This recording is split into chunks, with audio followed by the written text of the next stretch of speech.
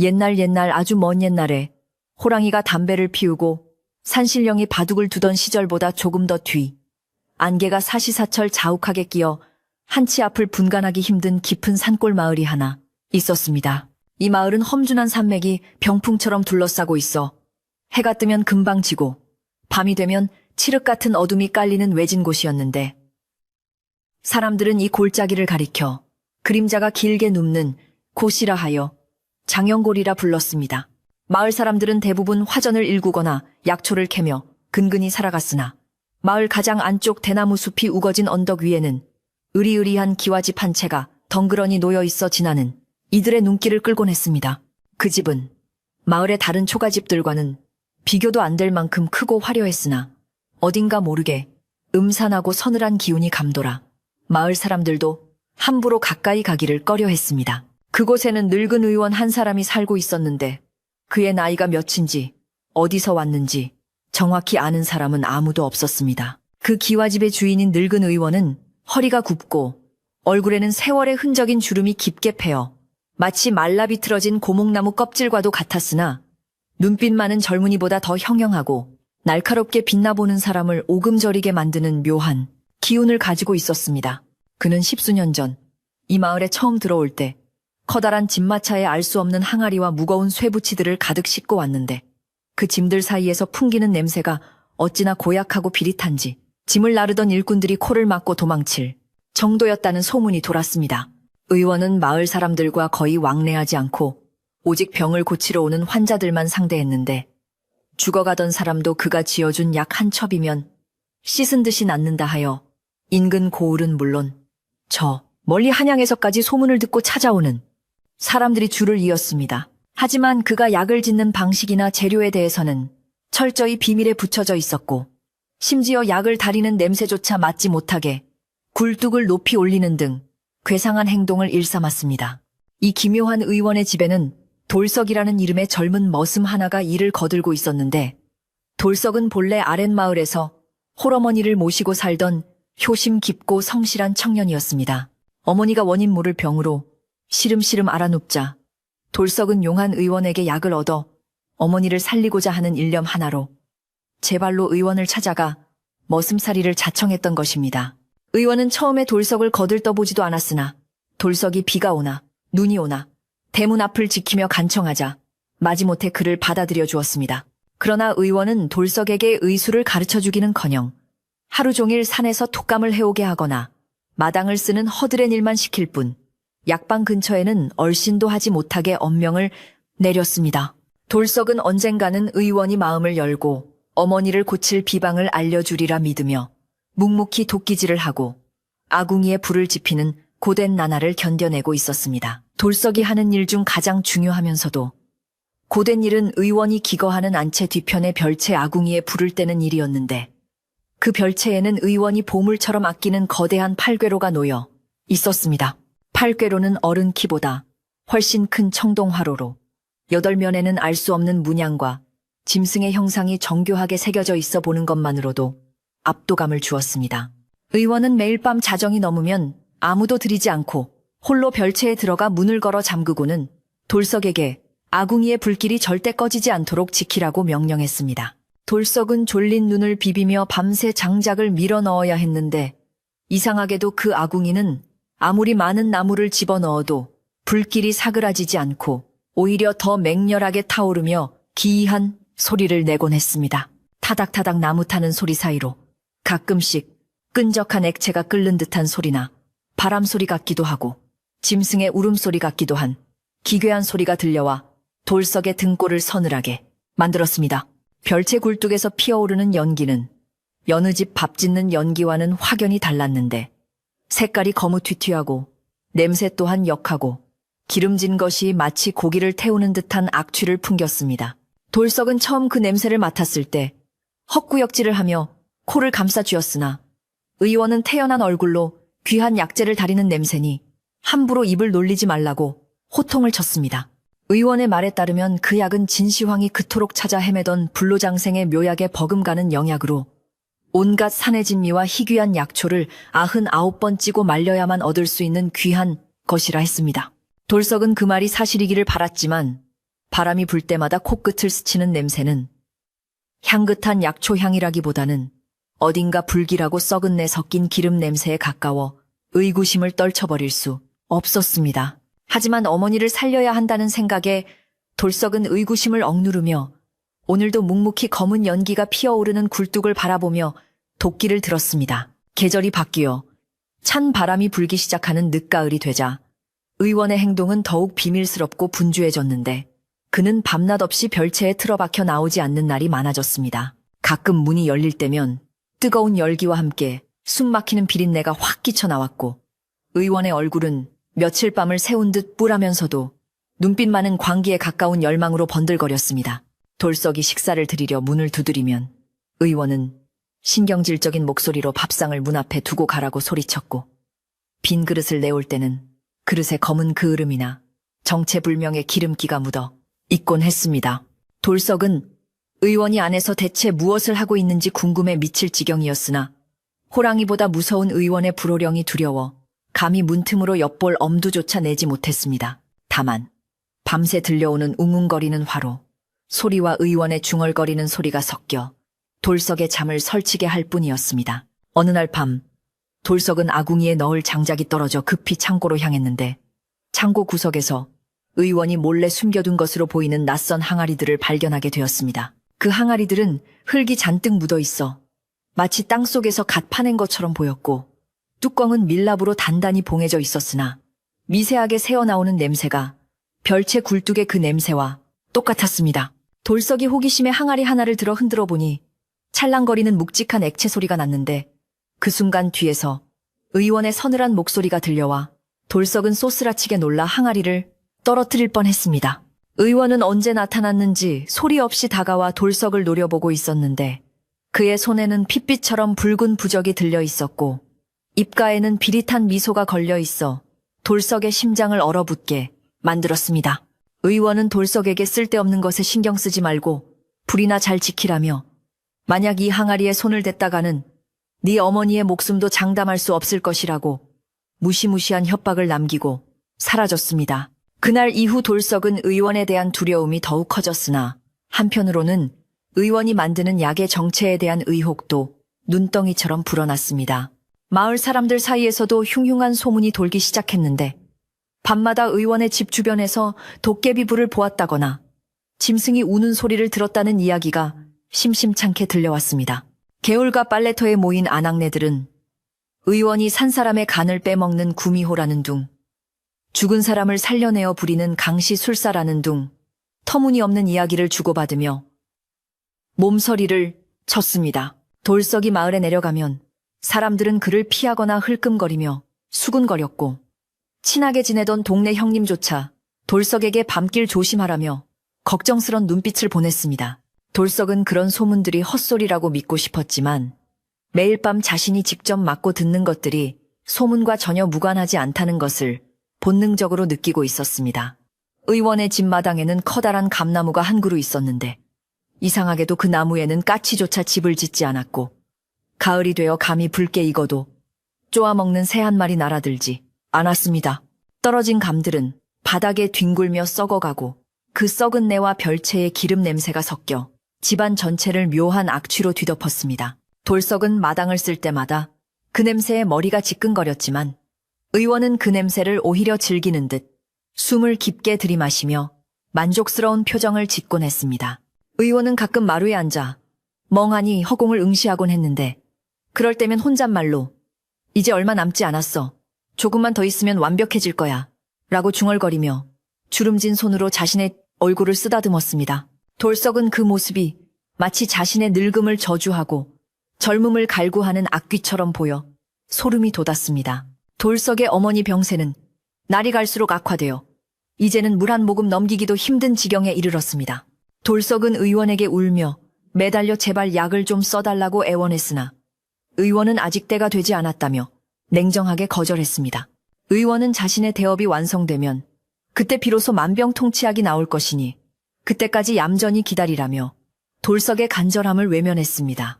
돌석은 어머니가 돌아가실지도 모른다는 공포와 의원에 대한 원망 사이에서 갈등하며 밤마다 아궁이 앞을 지키며 눈물을 훔쳤습니다. 불타오르는 아궁이 속을 들여다보고 있으면 일렁이는 불꽃이 마치 어머니의 고통스러운 얼굴처럼 보이기도 하고 때로는 의원의 탐욕스러운 얼굴처럼 보이기도 하여 돌석은 괴로움에 몸부림쳤습니다. 그러던 어느 날 안개가 유난히 짙게 낀 밤에 낯선 손님이 의원의 집을 찾아왔습니다.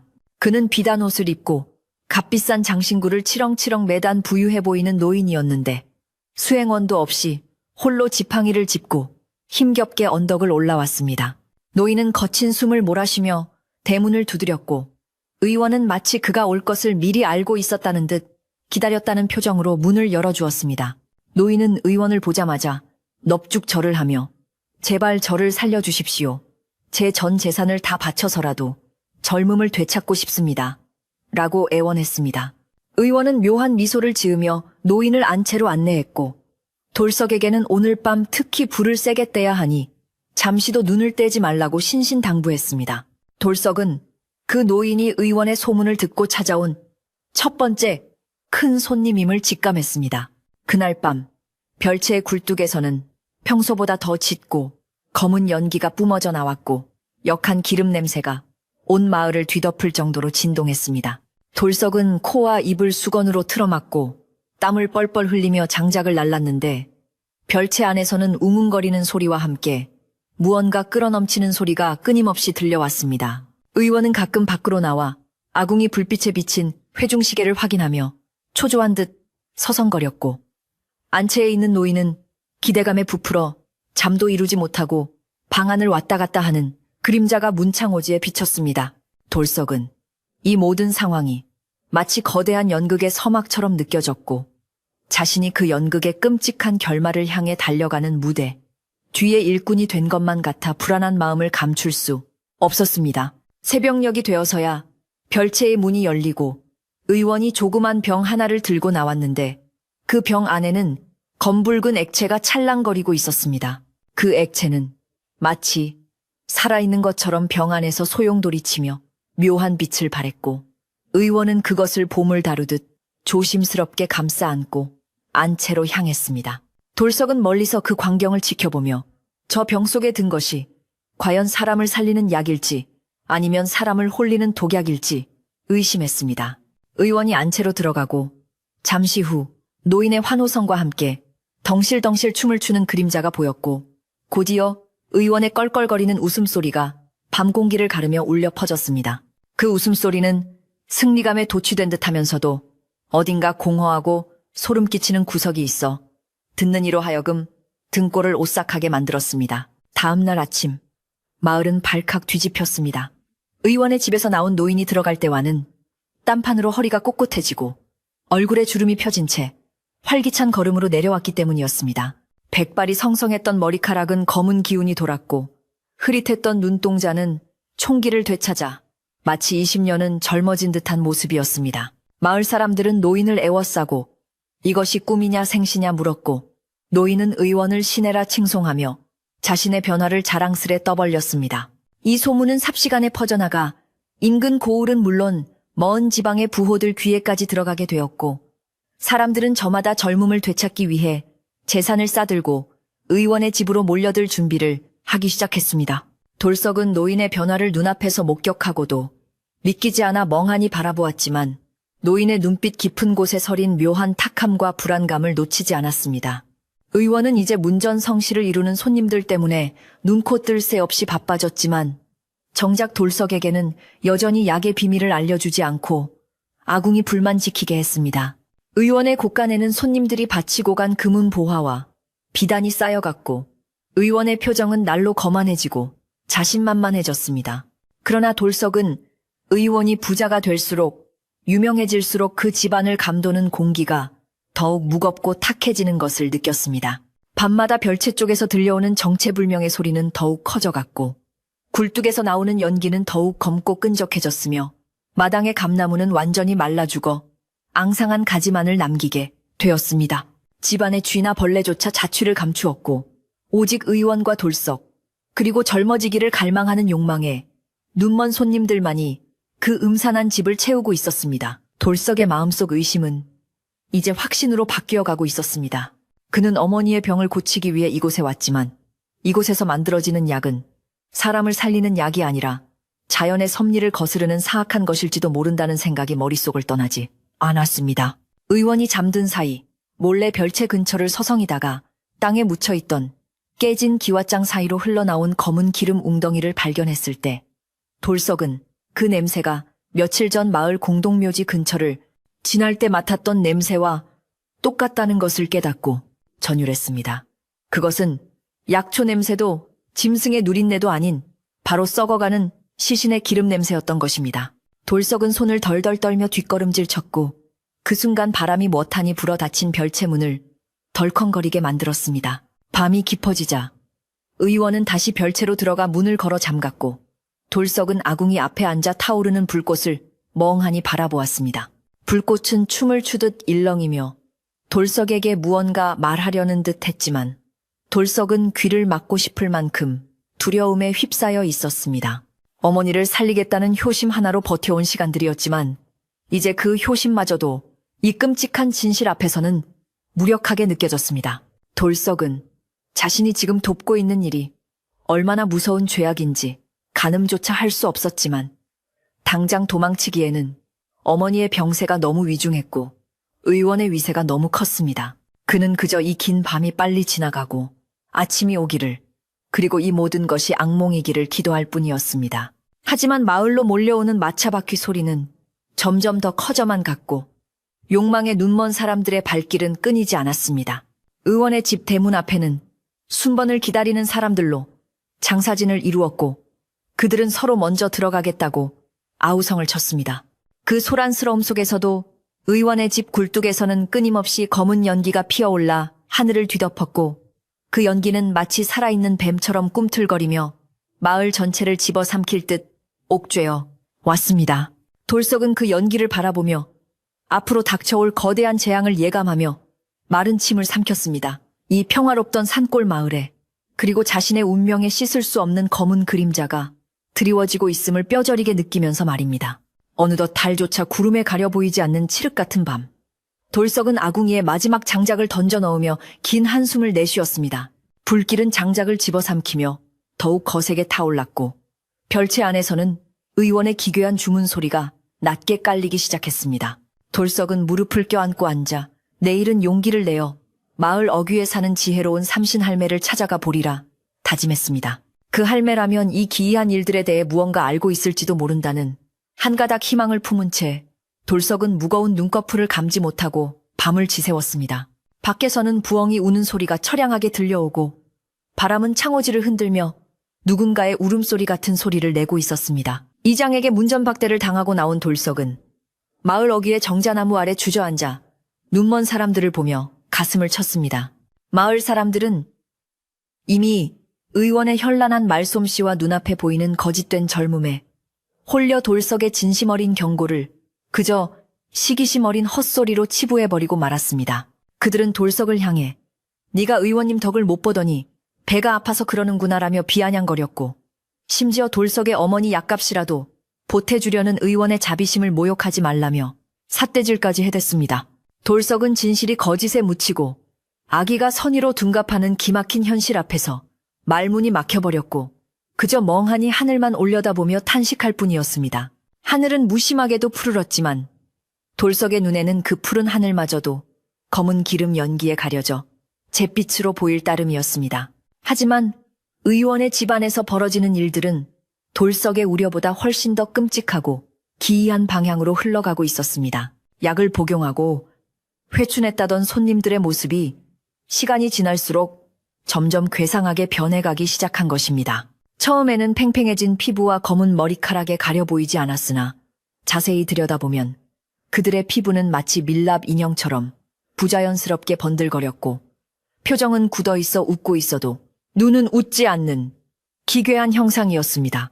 게다가 그들의 몸에서는 아무리 씻어도 지워지지 않는 희미한 노린내가 풍겨나왔는데 그것은 살아있는 사람의 땀 냄새가 아니라 오래된 무덤 속에서나 맡을 법한 퀴퀴하고 습한 냄새였습니다.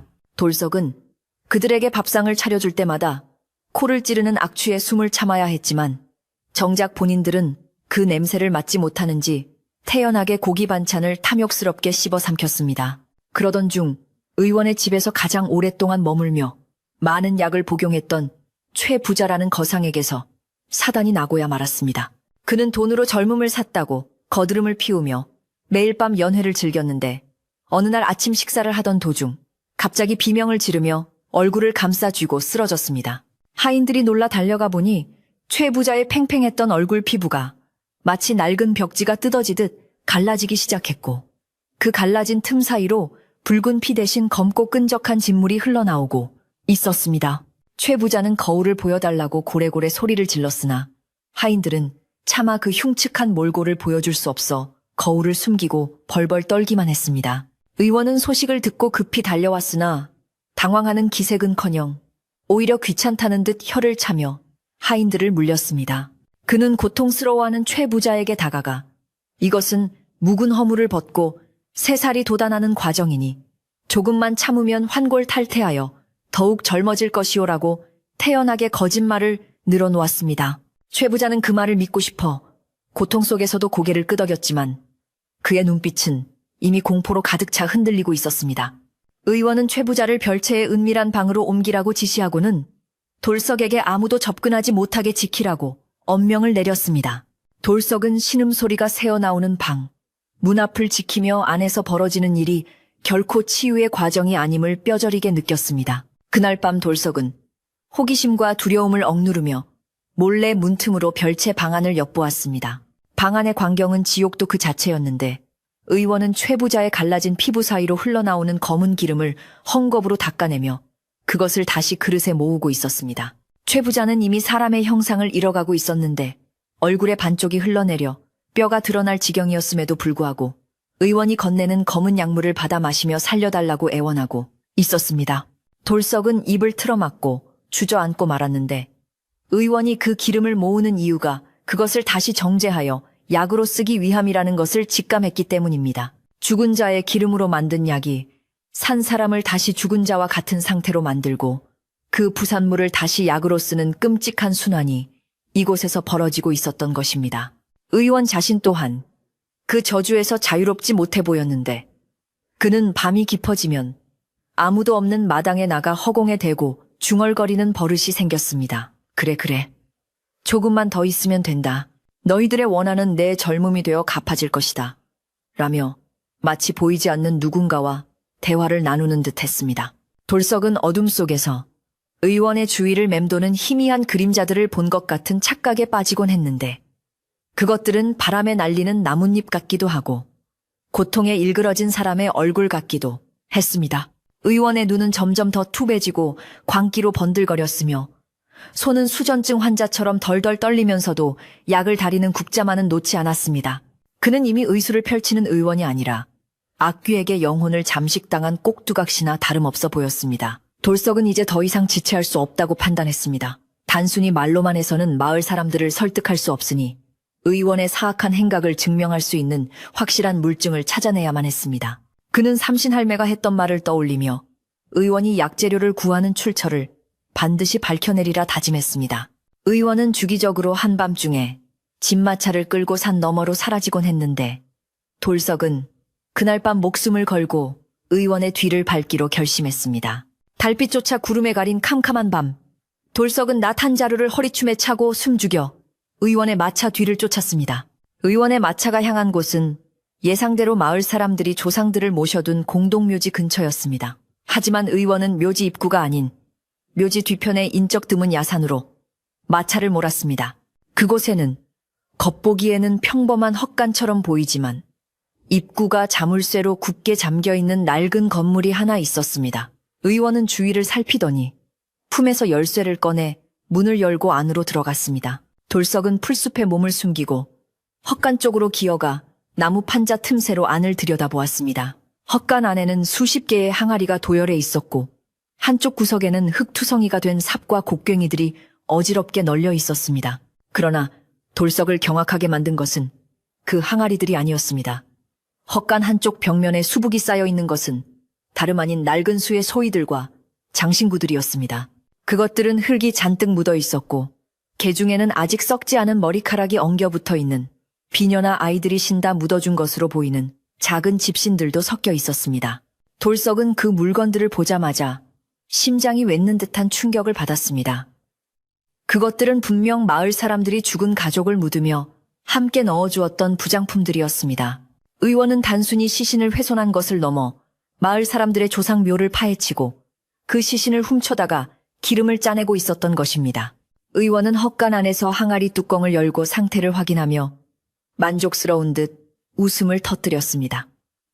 이 마을 놈들은 조상복이 많아. 기름도 아주 찰지구나. 이 정도면 한양 임금님도 살려내겠어.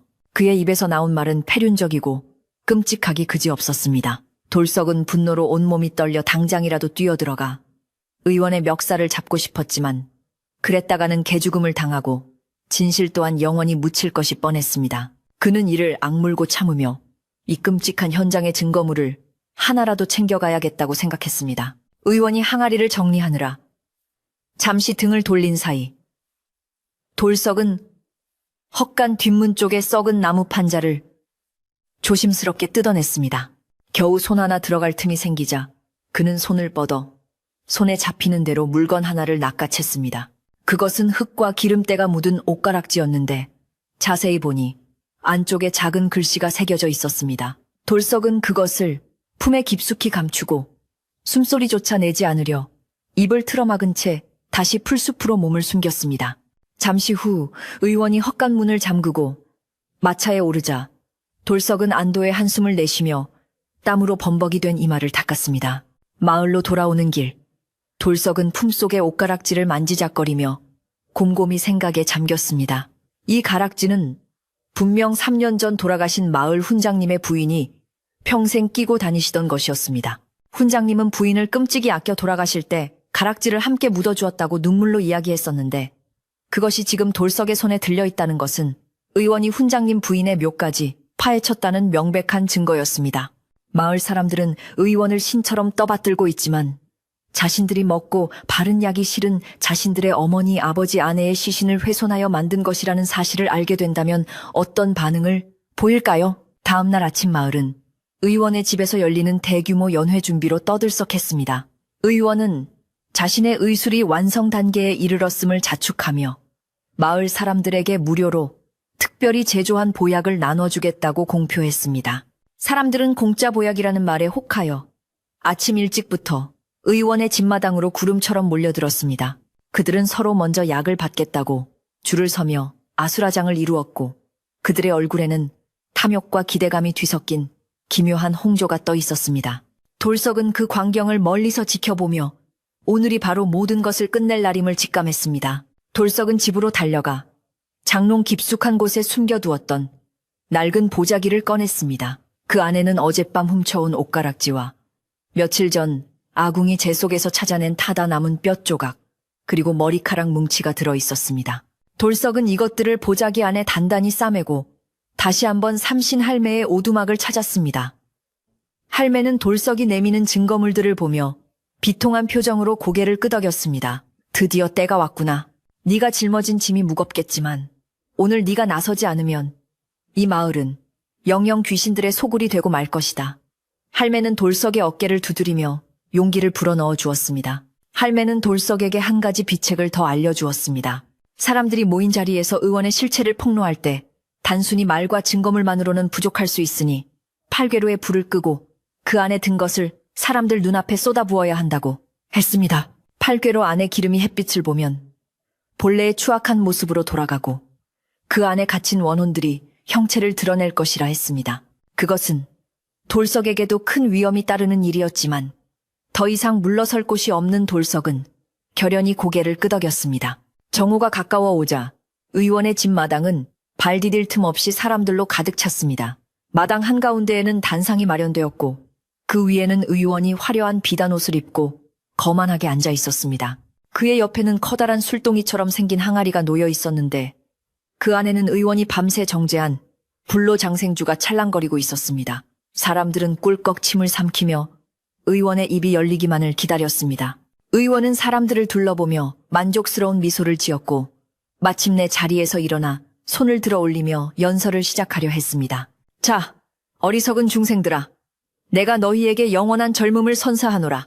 이 약 한 잔이면 의원의 목소리가 마당에 울려 퍼지는 순간 대문 쪽에서 멈추시오 하는 우렁찬 고함 소리가 들려왔습니다. 사람들의 시선이 일제히 뒤로 쏠렸고 그곳에는 돌석이 흙투성이가 된 옷을 입고 도끼 눈을 뜬 채 서 있었습니다. 그의 손에는 낡은 보자기가 들려 있었고 등 뒤에는 삼신 할매가 지팡이를 짚고 서슬퍼런 눈빛으로 의원을 노려보고 있었습니다.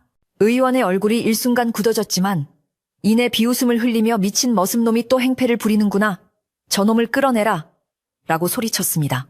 의원의 하인들이 몽둥이를 들고 돌석에게 달려들었지만 돌석은 물러서지 않고 보자기 매듭을 풀었습니다. 이것을 보고도 나를 미친놈이라 하겠소. 돌석이 보자기를 흔들자 흙 묻은 옷가락지와 머리카락 뭉치 그을린 뼈 조각들이 바닥으로 우수수 떨어졌습니다. 쨍그랑 소리를 내며 떨어진 옷가락지는 햇빛을 받아 반짝였고 앞줄에 서 있던 훈장님이 그 가락지를 보고 사색이 되어 달려나왔습니다. 이건 내 집사람의 가락지가 아니더냐. 이것이 왜 내 놈 손에 있느냐. 훈장님의 떨리는 목소리에 장내는 순식간에 찬물을 끼얹은 듯 조용해졌습니다. 돌석은 떨리는 목소리지만 또렷하게 외쳤습니다. 의원이 쓰는 약재는 산삼도 녹용도 아닙니다. 바로 여러분의 조상님들 묘를 파헤쳐 훔친 시신들입니다. 저 잔은 죽은 사람의 기름을 짜내 여러분에게 먹이고 있단 말입니다. 돌석의 말은 폭탄처럼 터져나와 사람들의 귀를 때렸습니다.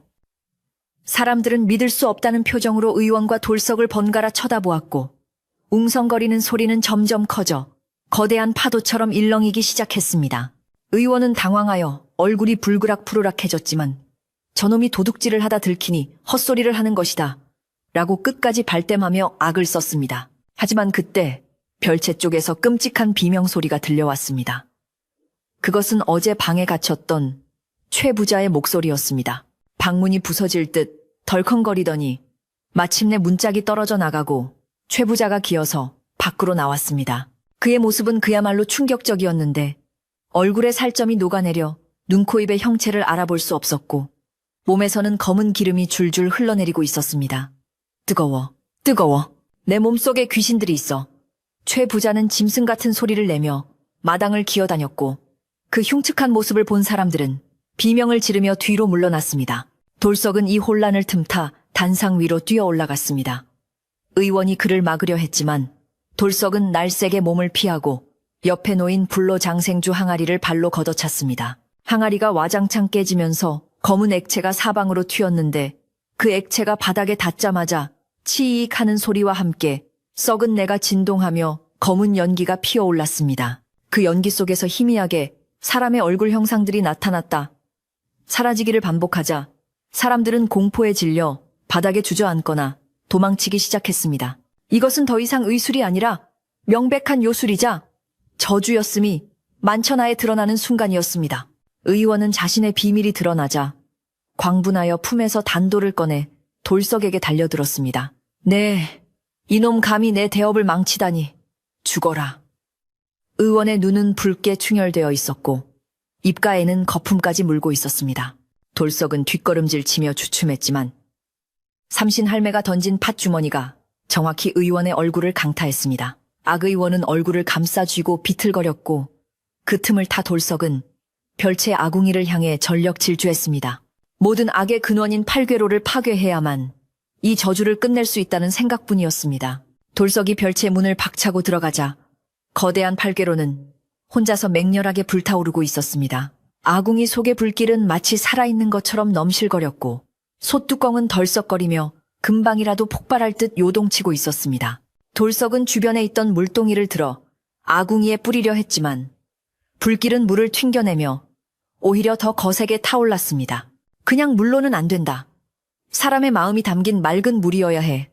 뒤따라온 삼신 할매의 외침이 들렸습니다. 돌석은 순간 자신이 새벽마다 어머니의 쾌유를 빌며 떠다 놓았던 정화수 항아리가 부엌 한 구석에 있다는 것을 떠올렸습니다. 돌석은 젖먹던 힘을 다해 정화수 항아리를 끌어안고 팔괘로 앞으로 다가갔습니다. 뜨거운 열기가 얼굴을 태울 듯 했지만 그는 멈추지 않았습니다. 어머니, 그리고 억울하게 죽은 마을 분들, 부디 이 원한을 거두소서. 돌석은 외치며 항아리를 팔괘로 안으로 던져 넣었습니다. 쾅 하는 굉음과 함께 하얀 수증기가 폭발하듯 솟구쳤고 검은 연기와 흰 수증기가 뒤엉키며 별채 지붕을 뚫고 하늘로 치솟았습니다. 그 연기 속에서 수많은 그림자들이 해방된 새처럼 날아오르는 모습이 마을 사람들의 눈에 똑똑히 비쳤습니다. 팔괘로가 뿜어낸 하얀 수증기와 검은 연기는 마치 거대한 용이 승천하듯 하늘을 뒤덮었고 그 엄청난 기세에 눌려 사람들은 숨소리조차 내지 못하고 얼어붙어 있었습니다. 정화수가 닿은 팔괘로는 쇠가 찢어지는 듯한 비명을 지르며 쩍쩍 갈라지기 시작했는데 그 틈새로 빠져나온 검은 기운들은 허공에서 사람의 형상을 이루었다가 이내 바람과 함께 산산이 흩어졌습니다. 그것은 마치 오랫동안 갇혀있던 새들이 새장을 부수고 날아가는 것과 같았으며 그들이 사라진 자리에는 서늘하고 축축했던 공기 대신 따스하고 맑은 햇살이 비치기 시작했습니다. 돌석은 뜨거운 열기에 그을린 얼굴을 닦으며 마침내 끝이 났음을 직감하고 다리가 풀려 바닥에 주저앉고 말았습니다. 연기가 거치자 드러난 의원의 모습은 차마 눈뜨고 볼 수 없을 만큼 참혹하고 기이하게 변해 있었습니다. 조금 전까지 팽팽했던 피부와 검은 머리카락은 온데간데 없고 마치 수백 년은 늙은 듯한 쭈글쭈글한 가죽만 남은 노인이 바닥을 기고 있었습니다. 의원은 자신의 손을 내려다보며 믿을 수 없다는 듯이 비명을 질렀는데 그 목소리는 사람의 것이라기보다는 쇠를 긁는 듯한 쇠소리에 가까웠습니다. 그가 그토록 자랑하던 젊음과 불로장생의 꿈은 팔괘로가 깨짐과 동시에 신기루처럼 사라져버렸고 남은 것은 탐욕에 찌들어 썩어 문드러진 추악한 육신뿐이었습니다. 의원은 깨진 팔괘로 조각을 붙잡고 안 돼. 내 젊음이라고 울부짖었으나 그 모습은 처량하기는커녕 보는 이로 하여금 혐오감을 불러일으킬 뿐이었습니다. 마당에 있던 손님들 또한 의원과 비슷한 끔찍한 고통을 겪고 있었는데 그들 역시 약 기운이 빠져나가면서 급격한 노화가 찾아왔기 때문입니다. 젊음을 되찾았다고 기뻐하던 부자들은 순식간에 머리카락이 하얗게 새고 이가 빠지며 억지로 펴졌던 주름이 다시 깊게 패는 것을 속수무책으로 지켜봐야 했습니다. 개중에는 배를 움켜쥐고 바닥을 뒹굴며 검은 토사물을 개워내는 이들도 있었는데 그들이 토해낸 것은 뱃속에 쌓여있던 죽은 자의 기름과 부정한 기운들이었습니다. 마당은 순식간에 아수라장이 되었고 역한 냄새가 진동하여 코를 찌를 지경이었으나 삼신할매는 저것을 다 토해내야 산다며 혀를 찼습니다. 마을 사람들은 처음에는 이 참혹한 광경에 놀라 뒷걸음질 쳤으나 곧이어 의원이 저지른 폐륜적인 짓에 대한 분노가 들불처럼 번져나가기 시작했습니다. 자신들의 조상묘를 파헤치고 그 시신으로 이런 끔찍한 짓을 벌였다는 사실을 두 눈으로 확인하자 순박했던 농부들의 눈에도 살기가 서렸습니다. 누군가 저 악마 같은 놈을 때려 죽여야 한다고 소리치자 흥분한 마을 사람들은 몽둥이와 농기구를 들고 의원을 향해 우르르 몰려들었습니다. 의원은 겁에 질려 뒷걸음질치다 벽에 몰렸고 성난 군중의 기세에 눌려 오줌을 지리며 살려달라고 빌었습니다. 하지만 그때 돌석이 비틀거리는 몸을 일으켜 마을 사람들과 의원 사이를 가로막고 나섰습니다. 사람들은 돌석에게 비키라고 고함을 쳤지만 돌석은 양팔을 벌려 그들을 제지하며 큰 소리로 외쳤습니다. 여러분, 진정하십시오. 저런 더러운 놈의 피를 묻혀 여러분의 손까지 더럽힐 필요는 없습니다. 돌석의 목소리는 떨렸지만 단호했고 그의 눈빛에는 분노를 넘어선 깊은 슬픔이 서려 있었습니다. 저 자는 이미 산송장이나 다름없습니다. 죽음보다 더한 고통 속에서 평생을 죄책감에 시달리며 살게 하는 것이 하늘의 벌입니다. 돌석의 말에 흥분했던 사람들은 주춤하며 몽둥이를 내렸습니다. 삼신할매가 지팡이를 짚고 천천히 걸어나와 돌석의 옆에 섰습니다. 할매는 싸늘한 눈빛으로 의원을 내려다보며 내 놈이 저지른 죄는 죽어서도 씻지 못할 것이다. 허나 이 마을의 땅과 물을 더 이상 내 더러운 몸뚱이로 오염시키지 말고 당장 떠나거라 라고 호통을 쳤습니다. 다시는 이 마을 근처에는 얼씬도 하지 말 것이며 만약 다시 나타난다면 그때는 산신령님이 가만두지 않을 것이다. 할매의 말에는 거역할 수 없는 위험이 서려 있었고 의원은 공포에 질려 고개를 끄덕일 수밖에 없었습니다. 의원은 넉마가 된 옷을 걸치고 기어가다시피 대문을 향해 도망쳤습니다. 그는 자신이 모아두었던 금은보화는 쳐다보지도 못하고 오직 깨진 약병 하나만을 품에 안은 채 비틀거렸습니다. 마을 사람들은 침을 뱉으며 길을 터주었고 아이들은 돌멩이를 던지며 그를 쫓아냈습니다. 의원은 마을 어귀를 벗어나 안개 자욱한 산속으로 사라졌는데 그가 사라진 숲 쪽에서는 한동안 짐승이 우는 듯한 구슬픈 곡소리가 들려왔습니다. 사람들은 그가 산속을 헤매다 굶어 죽거나 그가 불러들인 원혼들에게 괴롭힘을 당하며 미쳐버릴 것이라 수군거렸습니다. 그렇게 마을을 공포로 몰아넣었던 늙은 의원은 비참한 최후를 맞이하며 영영 자취를 감추었습니다. 의원이 사라지고 나자 마을 사람들은 흉물스럽게 변해버린 의원의 집과 고통받는 손님들을 처리해야 하는 문제에 직면했습니다. 돌석은 우선 마을 청년들을 모아 별채의 팔괘로를 완전히 부수어 버리자고 제안했습니다. 청년들은 커다란 망치를 들고 와 팔괘로를 내리쳤고 흉측한 짐승 문양이 새겨진 청동화로는 굉음을 내며 조각조각 부서졌습니다. 화로가 깨질 때마다 그 안에 눌러붙어 있던 검은 기름때가 떨어져 나갔고 불길한 기운도 함께 사라지는 듯 했습니다. 사람들은 부서진 조각들을 모아 깊은 땅속에 묻고 그 위에 소금을 뿌려 다시는 부정한 기운이 올라오지 못하게 봉인했습니다. 한편 부엌에서는 아낙네들이 분주하게 움직이며 손님들을 위한 해독제를 만들고 있었습니다. 삼신할매의 처방에 따라 맑은 물에 굵은 소금과 쑥을 넣고 끓인 물을 손님들에게 마시게 했습니다. 약을 마신 손님들은 뱃속에 남아있던 찌꺼기를 모두 토해내고 탈진하여 쓰러졌지만 얼굴색만은 죽은 사람 같았던 흙빛에서 점차 사람의 혈색으로 돌아오고 있었습니다. 그들은 자신들의 어리석은 욕심이 빚어낸 참극을 뼈저리게 후회하며 마을 사람들의 정성 어린 간호에 눈물을 흘리며 고마워했습니다. 부와 명예가 다 부질없음을 깨달은 그들은 몸이 회복되는 대로 조용히 마을을 떠나겠노라 약속했습니다. 돌석과 마을 사람들은 의원의 집 곳곳에 배어있는 악취를 없애기 위해 대청소를 시작했습니다. 마을 우물에서 길어온 깨끗한 물로 마당과 마루를 씻어내고 창고에 쌓여있던 정체불명의 약재들은 모두 꺼내어 마을 공터에서 불태웠습니다. 불길이 치솟으며 매캐한 연기가 피어올랐지만 이번 연기는 검지 않고 희었으며 타는 냄새 또한 역하지 않고 묵은 체증이 내려가는 듯 시원했습니다. 훈장님은 헛간에서 되찾은 아내의 옷가락질을 품에 안고 소리 없이 눈물을 흘리셨고 다른 마을 사람들도 훼손되었던 조상의 유골들을 수습하여 양지 바른 곳에 다시 정성껏 묻어주었습니다. 해가 뉘엿뉘엿 저물어가자 마을은 어느덧 예전의 평화로운 모습을 되찾아가고 있었습니다. 의원의 집 굴뚝에서 뿜어져 나오던 검은 연기가 사라진 하늘은 맑고 투명하게 개었고 붉은 노을이 마을 전체를 따뜻하게 감싸 안았습니다. 마을 사람들은 고생한 서로를 위로하며 오늘은 집집마다 팥죽을 쑤어 먹자고 입을 모았습니다. 붉은 팥죽은 예로부터 잡귀를 쫓고 애군을 막아준다는 의미가 있었기에 마을의 부정을 씻어내고 새로운 시작을 알리는데 더할 나위 없이 좋은 음식이었습니다. 돌석은 의원의 집 부엌을 빌려 커다란 가마솥에 팥을 삶기 시작했습니다. 이번에 피어오르는 연기는 사람을 살리는 구수한 밥 짓는 연기였고 냄새 또한 달콤하고 고소하여 지친 사람들의 허기를 달래주었습니다. 마을 아낙들은 옹기종기 모여 앉아 새알심을 빚었고 아이들은 떡이 익기를 기다리며 침을 꼴깍 삼켰습니다. 고된 하루를 보낸 탓에 몸은 천근만근 무거웠지만 사람들의 얼굴에는 안도감과 함께 환한 미소가 피어올랐습니다. 돌석은 땀방울이 맺힌 이마를 훔치며 활활 타오르는 아궁이 불빛을 바라보았습니다.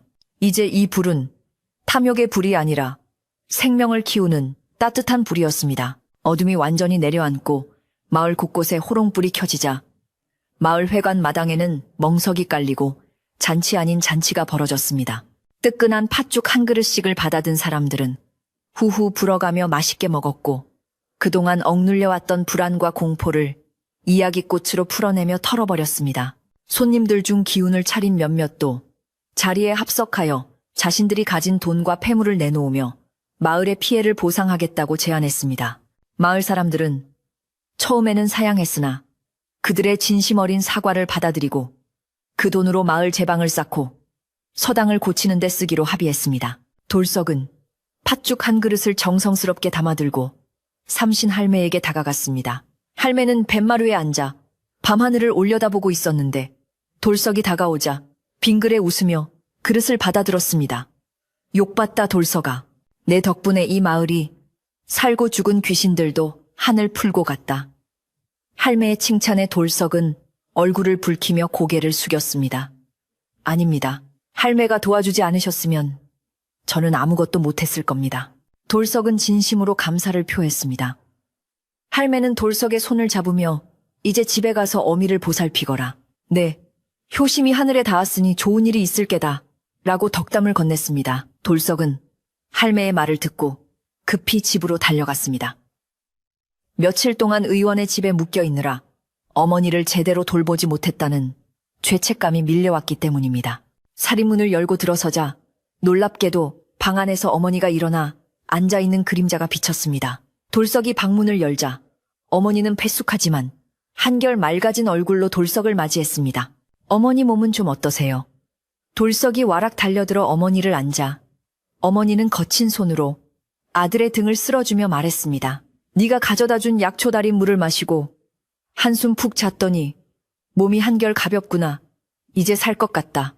사실 돌석은 의원의 약을 구하지 못해 산에서 직접 캔 도라지와 배를 다려 어머니께 드리고 갔었습니다. 그것은 비싸고 화려한 약은 아니었지만 아들의 정성과 자연의 기운이 담긴 진짜 약이었습니다.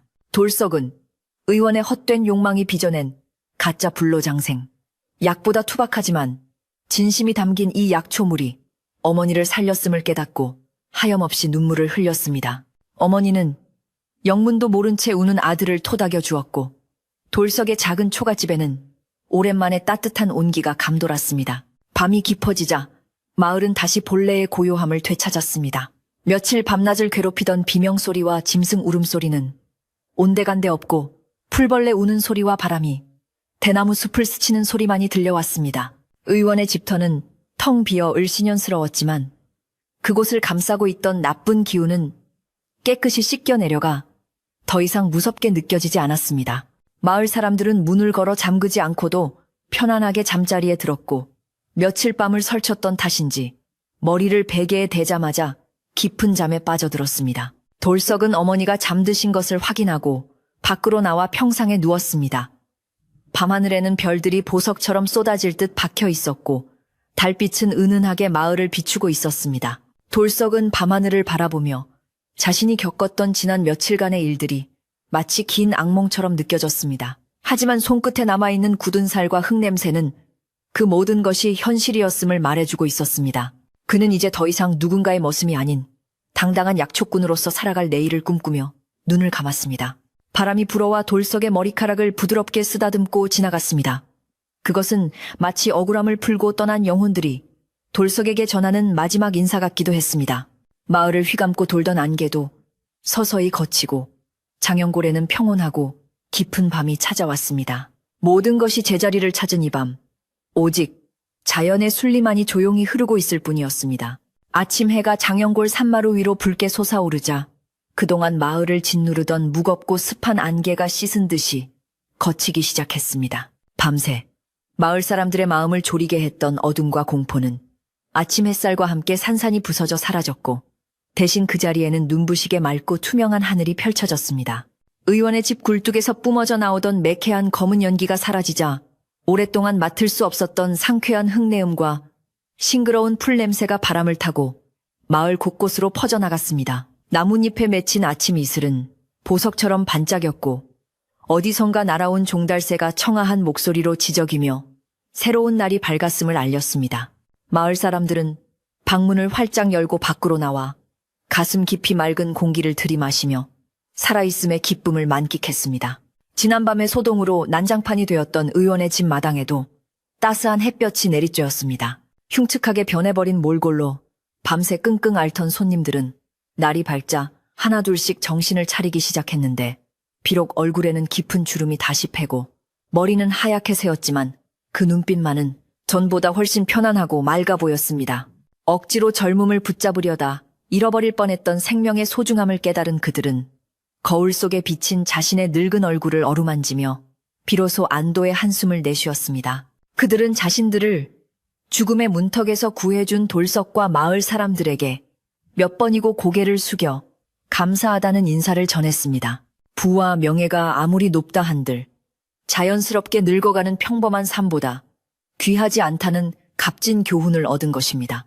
손님들은 떠날 채비를 서두르며 자신들이 가져왔던 금은보화와 비단들을 마을 마당에 내놓았습니다. 그것은 자신들의 어리석은 욕심으로 인해 마을을 어지럽힌 것에 대한 사죄의 뜻이자 무너진 마을을 다시 일으키는 데 보태달라는 진심 어린 마음이었습니다. 개중에는 눈물을 흘리며 돌석의 손을 잡고 자네가 아니었다면 나는 영영 괴물이 되어 구천을 떠돌았을 걸세라며 자신의 집으로 초대하고 싶다는 뜻을 비추기도 했습니다. 하지만 돌석은 정중하게 거절하며 그저 무사히 돌아가 남은 여생을 베풀며 사시라는 말로 작별을 고했습니다. 화려한 가마와 마차들이 하나둘씩 마을을 빠져나가자 시끌벅적했던 장영골은 다시 예전의 고요하고 평화로운 산골 마을로 돌아왔습니다. 마을 사람들은 회관에 모여 의원의 집을 어떻게 처리할지 의논했습니다. 흉물스럽게 남은 기와집을 그대로 두었다가는 또다시 나쁜 기운이 모여들거나 혹여나 다른 욕심쟁이가 들어와 삿된 짓을 꾸밀까 걱정되었기 때문입니다. 훈장님은 그 집터가 본래 명당이었으나 주인의 잘못된 마음 때문에 더럽혀진 것이니 집을 모두 헐어내고 그 자리에 마을 공동밭을 일구자고 제안했습니다. 땅을 갈아엎고 생명을 키우는 곡식을 심으면 땅에 스며든 도끼 또한 자연스레 정화될 것이라는 지혜로운 생각이었습니다. 마을 사람들은 모두 찬성하며 당장 내일부터 의원의 집 철거 작업을 시작하기로 뜻을 모았습니다. 다음 날부터 마을 장정들이 모두 모여 의원의 집을 허물기 시작했습니다. 우람한 기둥이 넘어가고 화려했던 기와장이 바닥으로 떨어져 깨질 때마다 마을을 짓누르던 보이지 않는 억압의 사슬도 하나씩 끊어지는 듯 했습니다. 사람들은 땀을 뻘뻘 흘리면서도 힘든 줄 몰랐고 오히려 노동요를 부르며 신명나게 망치질을 했습니다. 집을 허무는 과정에서 나온 쓸만한 목재들은 마을의 가난한 집들을 수리하는 데 나누었었고 불길한 기운이 묻어있는 가구와 집기들은 모두 태워 없애거나 땅 깊숙이 파묻었습니다. 며칠이 지나자 으리으리했던 고대광실 기와집은 흔적도 없이 사라지고 그 자리에는 평평하고 넓은 빈터만이 덩그러니 남게 되었습니다. 빈터가 된 그 자리에 마을 사람들은 삼신할매의 조언에 따라 매화나무와 살구나무 묘목을 심었습니다. 봄이 오면 화사한 꽃을 피우고 여름이면 달콤한 열매를 맺어 마을 사람들에게 기쁨을 줄 생명의 나무들이었습니다. 그리고 나무들 사이사이에는 도라지와 더덕 같은 약초 씨앗을 뿌렸습니다. 죽은 사람의 기름으로 가짜 약을 만들던 그 저주받은 땅이 이제는 사람을 살리고 기운을 북돋아주는 진짜 약초밭으로 다시 태어난 것입니다.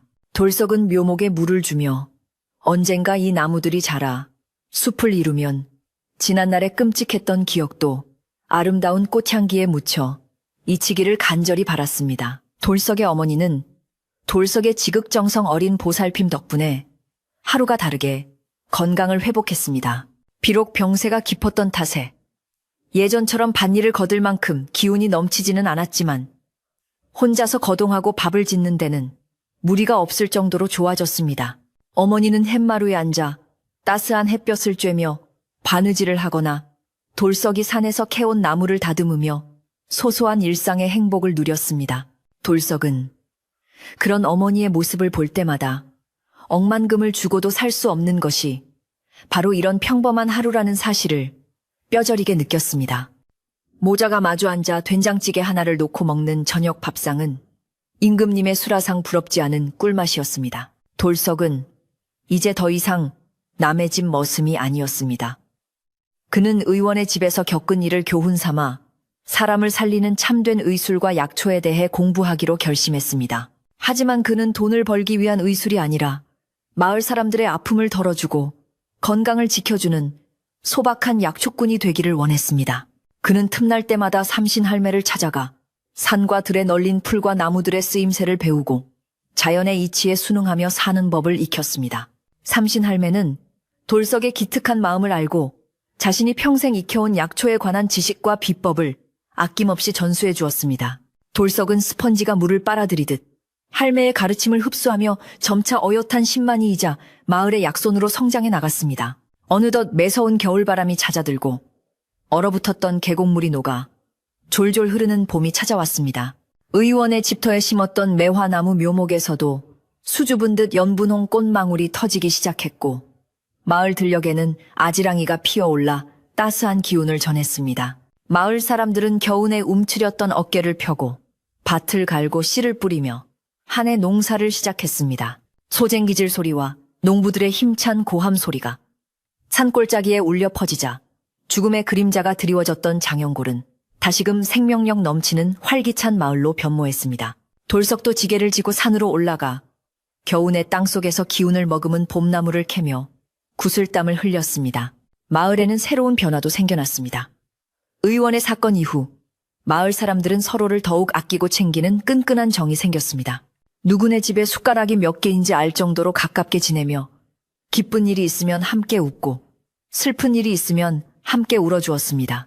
또한 헛된 욕심이 얼마나 무서운 결과를 초래하는지 목격했기에 사람들은 분수에 맞는 삶에 만족하며 작은 것에도 감사할 줄 아는 마음을 갖게 되었습니다. 마을 서당에서는 훈장님이 아이들에게 글 공부뿐만 아니라 자연을 거스르지 않는 바른 마음가짐에 대해 가르쳤고 아이들은 훈장님의 말씀을 귀담아 들으며 맑고 순수하게 자라났습니다. 계절은 어김없이 흘러 여름이 되고 가을이 되었습니다. 의원의 집터였던 공동 약초밭에는 도라지꽃과 더덕 향기가 그윽하게 퍼졌고 마을 사람들은 풍성한 수확을 거두며 풍년가를 불렀습니다. 돌석이 캔 약초는 품질이 좋기로 소문이 나서 인근 장터에서도 비싼 값에 팔려나갔습니다. 하지만 돌석은 그 돈을 자신을 위해 쓰지 않고 마을의 독거노인이나 형편이 어려운 이웃들을 돕는 데 사용했습니다. 사람들은 돌석을 장영골의 작은 의원이라 부르며 존경하고 따랐지만 돌석은 손사래를 치며 그저 약초 캐는 촌놈일 뿐이라고 겸손해했습니다. 그의 선행은 아름아름 퍼져나가 먼 훗날까지도 장영골의 자랑거리로 남게 되었습니다. 그러던 어느 맑은 가을날 저녁 마을 잔치가 열렸습니다. 곶쌀로 지은 밥과 갓 수확한 채소로 만든 반찬들이 상다리가 휘어질 정도로 차려졌고 마을 사람들은 둥근 달 아래 모여 앉아 흥겨운 시간을 보냈습니다. 훈장님은 퉁소를 불고 안악들은 강강술래를 하며 밤이 깊도록 웃음꽃을 피웠습니다. 돌석은 어머니의 손을 잡고 그 광경을 흐뭇하게 바라보았는데 어머니의 얼굴에는 세월의 흔적인 주름이 가득했지만 그 어느 때보다 편안하고 행복해 보였습니다. 돌석은 문득 진정한 불로장생이란 억지로 젊음을 유지하는 것이 아니라 사랑하는 사람들과 함께 건강하고 행복하게 나이 들어가는 것임을 깨달았습니다. 삼신 할매도 잔치에 나와 막걸리 한 잔을 걸치며 기분 좋게 취하셨습니다. 할매는 돌석을 불러 앉히고는 밤하늘의 은하수를 가리키며 말씀하셨습니다. 저 별들을 보아라. 제각기 빛나다가 때가 되면 지고 또 새로운 별이 떠오르지 않느냐. 사람의 목숨도 저 별과 같은 것이요. 순리를 따르면 마음이 편하고 거스르면 탈이 나는 법이지. 돌석은 할매의 말씀을 가슴 깊이 새기며 고개를 끄덕였습니다. 밤바람이 시원하게 불어와 돌석의 볼을 스쳤고 어디선가 풀벌레들의 합창 소리가 자장가처럼 들려왔습니다. 세월은 유수와 같이 흘러 돌석도 어느덧 머리가 희끗희끗한 노인이 되었습니다. 그는 평생을 약초꾼으로 살며 마을을 지켰고 어머니를 끝까지 효성스럽게 모시다 편안히 보내드렸습니다. 돌석은 가끔 옛 의원의 집터에 올라가 이제는 울창한 숲이 된 그곳을 거닐며 지난 날을 회상하곤 했습니다. 한때 욕망의 불길이 타올랐던 그곳은 이제 다람쥐가 뛰놀고 새들이 둥지를 트는 평화로운 안식처가 되어 있었습니다. 돌석은 나무 그늘에 앉아 지나가는 바람 소리에 귀를 기울이며 자신이 지켜낸 이 평화가 영원하기를 기원했습니다. 어느 겨울밤 눈이 소복이 쌓인 돌석의 집 사랑방에는 동네 아이들이 옹기종기 모여 앉아 있었습니다. 아이들은 돌석 할아버지에게 옛날 이야기를 해달라고 졸랐고 돌석은 화로에 고구마를 구워주며 빙그레 웃었습니다. 허허, 그래. 오늘은 욕심 많은 늙은 의원 이야기를 해주마. 돌석의 나지막하고 따뜻한 목소리가 방 안을 가득 채우자 아이들은 눈을 반짝이며 귀를 기울였습니다. 창밖에는 한방눈이 펑펑 내리고 있었지만 방 안은 따뜻한 온기와 이야기 소리로 훈훈했습니다. 돌석의 이야기는 단순한 옛날 이야기가 아니라 욕심을 버리고 순리대로 사는 삶의 지혜를 전해주는 귀한 가르침이었습니다. 돌석은 이야기를 마치며 아이들의 머리를 하나하나 쓰다듬어 주었습니다. 얘들아, 늙는 것을 두려워하지 말거라. 곱게 늙는다는 것은 그만큼 많은 사랑을 주고받았다는 증거란다. 너희들도 이 고구마처럼 속이 꽉 차고 따뜻한 사람이 되어야 한다. 아이들은 고구마를 호호 불며 맛있게 먹었고 돌석은 그 모습을 보며 세상 부러울 것 없는 행복을 느꼈습니다. 밤이 깊어지자 아이들은 꾸벅꾸벅 졸기 시작했고 돌석은 아이들을 집으로 돌려보낸 뒤 호롱불 심지를 돋우며 잠자리를 폈습니다. 방 안에 은은하게 퍼지는 모과 향기가 돌석의 코끝을 간지럽혔습니다. 그는 자리에 누워 천장을 바라보며 파란만장했던 자신의 삶을 되돌아보았습니다. 비록 부자는 되지 못했지만 부끄럽지 않게 살았고 많은 생명을 살렸으니 이만하면 성공한 인생이라 생각했습니다. 밖에서는 바람이 불어 처마 끝 풍경 소리를 딸랑딸랑 울렸지만 그 소리는 더 이상 스산하지 않고 맑고 경쾌하게 들렸습니다. 돌석은 마음속의 모든 짐을 내려놓고 깊고 편안한 잠속으로 빠져들었습니다. 이제 장영골에는 더 이상 기이한 안개도 검은 연기도 피어오르지 않습니다. 오직 계절에 따라 피고 지는 꽃들과 정직하게 땀 흘려 일하는 사람들의 웃음소리만이 가득할 뿐입니다.